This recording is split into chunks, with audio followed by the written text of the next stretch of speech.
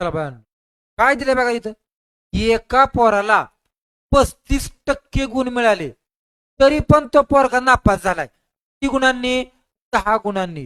म्हणजे त्याला जर 10 गुण पडले असते तरच तो पास झाला असता ना.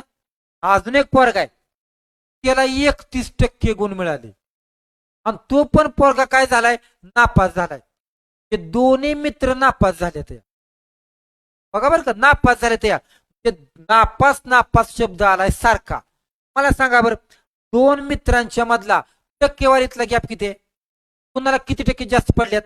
त्याला 4% जास्त पडली ना. हा जरा टक्क्यातला गॅप. आणि मला सांगा अंकातला गॅप. एक पोरगा 10ने नापास आणि दुसरा 30ने नापास. म्हणजे दोघांच्या मधला गॅप किती आला? 20चा. कळला का? ते टक्क्यातला गॅप 4, अंकातला गॅप 20. 4% म्हणजे 20 गुण. तर परीक्षा किती गुणांची? तर बाळांनो परीक्षा असली 100 गुणांची. 100% म्हणजे किती?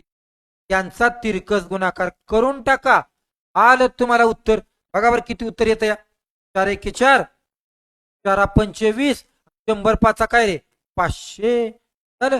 परीक्षा किती गुणांची होती? 500 गुण. असंच एक उदाहरण आहे, तुम्ही सोडवायचं आणि कमेंट मध्ये मला याचं